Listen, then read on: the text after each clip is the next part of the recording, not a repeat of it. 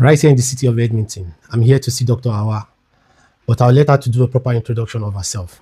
Can you tell us who you are? Hi, Femi. Thank you so much. Hi, everyone. My name is Dr. Hawa, and like I always say, I'm not a medical doctor. I do have a PhD in petroleum engineering, and what else? I've never really worked as a petroleum engineer. I was hoping to work as a petroleum engineer upon migrating to Canada, but that didn't happen. So I decided to transition into cybersecurity. So currently, I work as a cybersecurity analyst. I'm also a real estate investor, an Airbnb host, and a licensed realtor. On top of that, it's safe to say that I'm a G2 marketer. So Thank you for the introduction. And you're welcome. you bought 3 houses within the space of 3 years. How were you able to do that? Um, I think it's safe to say it's the grace of God. And to be honest, when I started my real estate investment, I didn't know that I was going to achieve that in a very short time. I've always known that I wanted to go into real estate investment because when I read or study wealthy people, there's always real estate in their portfolio. So I've always knew that I was going to invest in real estate. And when I started investing in real estate, it was actually very small. My first investment was what 250k Canadian dollars. And but what I did differently that created that avenue for me to now be able to invest more is that rather than occupying the entire house, what I did was I made the majority of the house to be I put the majority of the house on Airbnb. So let me break that down a little bit. So the house that I got was a 17-year-old house, a townhouse, half duplex. So what I did was the 3 rooms upstairs, I listed them on Airbnb and I stayed in the basement. So the revenue that was generating from the Airbnb business was enough to pay off the mortgage as well as all the other utilities in the house. In fact, and also run the Airbnb business. So I noticed that the money that I was getting from my bi-weekly, I wasn't really touching it. And that for me clicked something because I was like, okay, if I'm able to save all of the money that I'm making off work, then it means that I could save enough down payment and repeat this process the second time. And that was it. I was able to save up and just repeat the process Wow, again. that sounds really smart. Thank you. What did you see in Edmonton that made you think it's the right place for you to build something? All right, that's a nice question. I like that one. So to be honest with you, I didn't even know about Edmonton when I wanted to buy my first home. All my thought process was actually in Calgary because Calgary was where I was staying. But because I was only approved for 250k, I could not find anywhere decent in Edmonton. So I started in Calgary. So I started looking for houses around Alberta, not so far from Edmonton, not so far from Calgary. So I was looking at Red Deer. I was also searching for houses in Edmonton. But when I saw the townhouse that I bought in Edmonton, I just knew that this was it. So it wasn't anything in particular that I would say made me to go into real estate in Edmonton, but mostly a price factor because what I was getting in Calgary for that price point were like very, very old bungalows and apartments. And I was looking at it from the angle of being a businesswoman. I said if I should because I already had the inkling to use part of the house for Airbnb. And I said if I was to go with a two-bedroom apartment, which was what I was seeing in Edmonton, then it means that I only get revenue being generated from one room. So I was like, let me try somewhere else. And that's when I started looking at Edmonton market. And Edmonton market gave me a duplex that could give me 3 rooms on my Airbnb. So I went with that. Wow, that's a big move. Yeah. And yes, talking about big move, one of the things that I always tell people is that see, they do not tie your placenta for a particular city. If you have to move, move. And I've had conversations with people that invested in properties in Toronto and they are in serious pain, because imagine buying a property for 1.7 million. I had a conversation with someone. They bought a property for 1.7 million and In Toronto. in Toronto, a 4 bedroom house. You can imagine that is something that would give them Three maybe houses three in houses here. Alberta. You understand? So now they are seriously considering selling the house there and coming here to invest. Because at the end of the day, as far as you have the ability to move, come to think about it, we moved all the way from Africa to Edmonton, So it to shouldn't be Canada. it So should not be why is it so difficult. difficult for people to now move from one province to another, one city Oh to yeah, another? within the Do you province, get? yeah. Because if one is not working for you, and that's why you find some people they've been in Canada for 5 years, 10 years, they've not been able to do any investment because the environment that they are does not allow them to do it. So if you must move, move. The only people that I say don't move are people that are bound to that province. So if that province nominates you and you need to be there for a particular number of years, then your case is different. But if you have PR, you're a citizen, you have the ability to move from one place to another, then move. Do not hesitate to move if you have to move. Absolutely. What mindset or belief do you have that activates you to building a portfolio? Okay. I think there are a few. I would say one is, see, it doesn't matter if you come from a poor background, but your poor background should not come from you. That's one mindset that I have.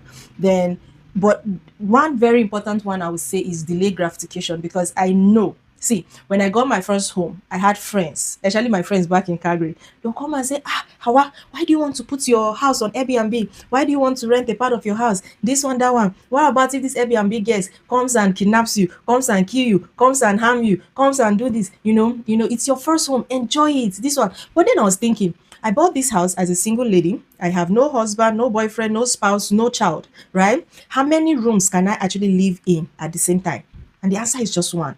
So why do I have to bear the burden of paying the entire house when I have the option to leverage on it? Because for me, my mindset is all about cash flow. Because anything that is not bringing cash flow for me, then it's a bad investment, and real estate, the way I see real estate has to be bringing you money in some shape, form, or way. You understand? So my mindset was suffer now, which is still my mindset as it is. Suffer now, enjoy later. So for me, I wanted to build a portfolio where, I get to a point where I can decide to retire and not have to worry. So when I say retire, because a lot of times when I tell people I want to retire at 45 or I'll be retiring at 45, they look at me and like, okay, so what will you be doing?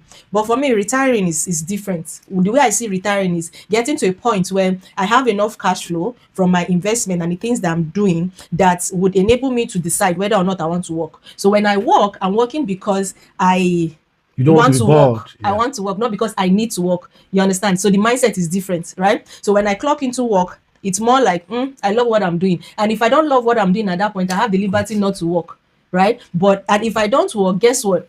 The businesses that I have and the things that I put in place will be generating enough money for me, whether I work, whether I'm in Canada or in the Caribbean or the Bahamas or Africa, anywhere that I am.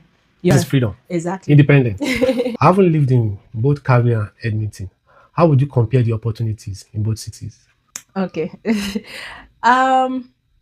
So when you say opportunities, that question is a bit vague. If you don't mind, let me rephrase it, because most times I get these questions a lot, this particular question a lot. But what people always ask is, which one do you like or which one do you prefer? And I don't even have to think about it because I'm so biased about Edmonton. Because think about it critically. If I had gotten an apartment in Calgary, that would have been my only investment. Okay. Now, when I'm talking about my real estate portfolio, I won't be talking about it in millions. It would have just been that 250K. Because what is the tendency that I would have gotten that one room would have been doing so well in Airbnb that it will be paying the entire house? It's slim to none. Or let's say I decide to get a roommate, right? And my roommate is contributing 750 every month or 800. It's still not going to take me anywhere. Do you understand? So I'm so biased about this question because for me, Edmonton was a door opener. So I love Edmonton. A lot of people will argue and say, oh, Edmonton is, very dull, there's no life. I'm not a very life girl. When I say life girl, I'm not that, you won't catch me. Yeah, I'm social because, I communicate to people. I'm on social media. You You won't catch me outside. I'm more of a homey girl. Yeah. You understand? I like to be inside. So whether I'm in Calgary or Edmonton, I'm always inside. I'm hardly outside. So I'm not that kind of girl that you say, oh, we're outside. I'm hardly outside. So another thing is that in Calgary, there's a lot of traffic compared to Edmonton. Then another thing is how expensive way of life. So houses here are way cheaper. Whether you are renting or buying is way cheaper. When you go to stores to buy things are relatively cheaper here. Do you get? So, and the place is just calm. Then there's another thing that I noticed that really shocked me, because for those of you who are watching and you agree with me, in Calgary, most areas are kind of segmented.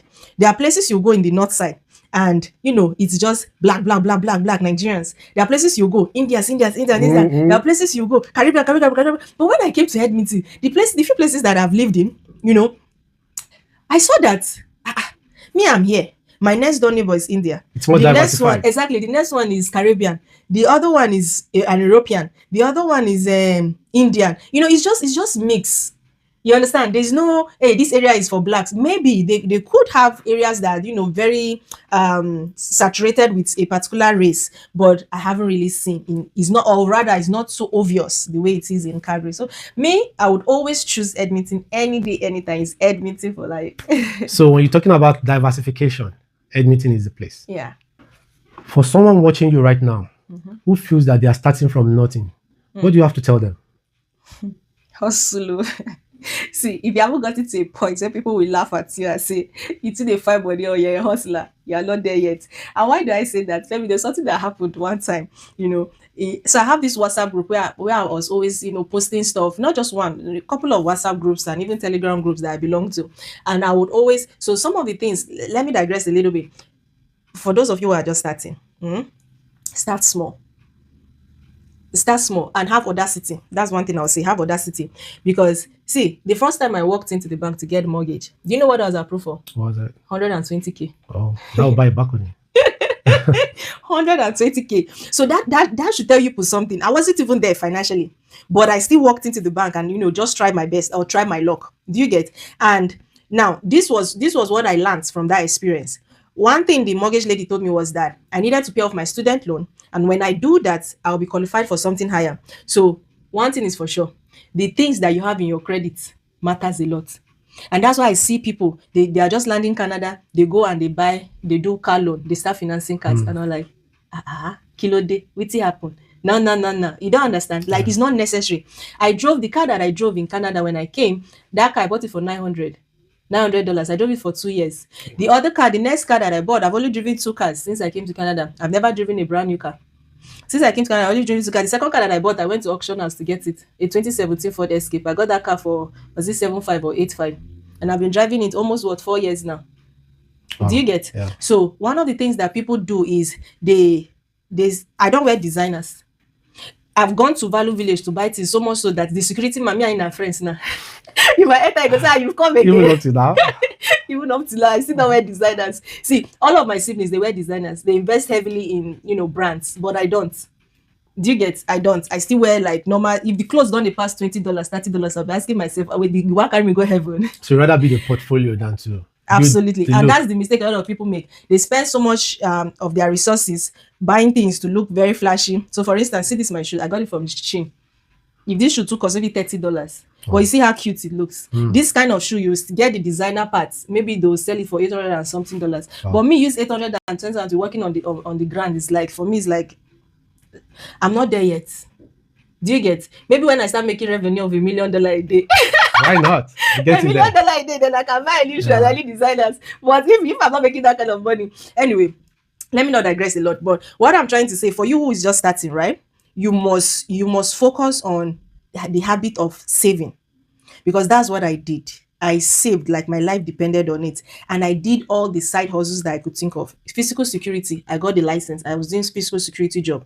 I will cook for people and they will pay me. In fact, I'll buy foodstuffs from Nigeria. If I buy like this, once it comes, I will put inside Ziploc, small, obono, gusi, crayfish. Then I'll go and be announcing, telling my friends, if people want, instead of going to African market, come and buy from me. You understand? So if I go to African market and that size of crayfish is maybe $7, I'll be selling it for maybe $4. You understand? So all those things that I was bringing, I was, reselling, making some money off it. Apart from that, I was cleaning people's houses. And that cleaning business was what exposed me to Airbnb. If I wasn't cleaning, because while I was cleaning people's houses, I put it on Facebook Marketplace. I created an ad on Facebook Marketplace saying I provide cleaning service. And one lady reached out to me and said she wanted me to clean an Airbnb. Because when I came, I had a family that, accommodated me. So I didn't need to stay in an Airbnb. In Nigeria, what do I know Airbnb? I've never stayed in Airbnb. New about the time. You understand? Yeah. So that was when I was exposed to that thing. And I was like, okay, if I ever buy my property, I'm going to use part of it for Airbnb. So you see, cleaning connected me to Airbnb. And that opened my eyes to a way of making money whenever I get my own property. Then another thing is, they must be, apart from just saving, think of how to, elevate yourself. So no matter your career path, there is always room for improvement. Because one of the things that I did, even when I started working as a cybersecurity analyst, was that I started, upgrading myself, getting certifications, higher certifications, and I was applying for higher paying jobs. So That also helped a lot, because now, and everything that I did, both the cash flow that I made, both the ones that were coming to my account during tax season, I declared it. So what that did was it took me to a higher tax bracket. And when I went back the second time to ask for a second mortgage, by the time they looked at the numbers, me that was qualified for 250, I was now being qualified for 550. Wow.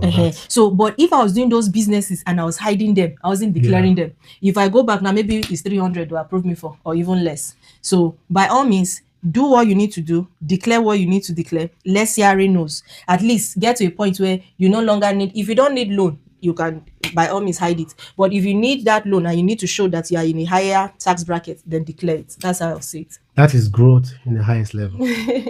Thank you. You're working full time? Yes. You're married? Yes. You have a child? Yes. And you're running digital business? Yes. How are you able to combine all this in one body? Now God. So, but this is what I would say. You always create time for, something that means so much to you. Or how do I put it? You always create time for the things that you're passionate about, right? So, and if your goal is to be in a better place, if you have goals or timeline for certain things, you've got to put the time and the effort to it. Because Femi, another 10 years from now, I won't be as energetic as I am. True. Body go fail us. Yeah. So it's important that I put in all the energy right now and then rest later. Okay. So what does this look like? Because with digital marketing, it involves me to be online. Okay. One of the things that I do is I wake up at 6 a.m. Then I put the first 2 hours. By then, husband is sleeping, baby is sleeping. I put the first 2 hours of my day into my digital marketing business. I clock into work at 8. I sign off work at 4:30. Then, I go pick my baby up from daycare. Then I come back around 6, maybe prepare something for dinner. I may prep a lot. In fact, I don't even cook. My husband does most of the cooking. The cook that I do is just to microwave and maybe turn a bar and serve, right? So my husband is a better cook than myself. So we've established that and we've left the cooking department for him. So that is our own dynamics. Every home has a way they run their things. So when I bring baby back from school, spend a little time with him, around 6, 7, I hop back to the online business again. Now, this is the way my day looks like. However, there are times where, I'm a licensed realtor here in Alberta. I help people buy and sell. Before you came, I went to view a property. I took a professional photographer to go measure the place and snap.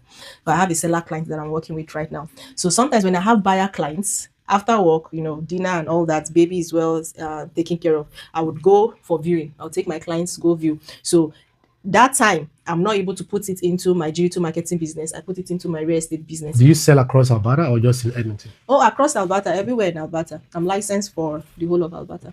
Okay. You are building a community. Yes, I am. But that's going to be a topic for another day. No problem. Thank you very much for having us. You're welcome.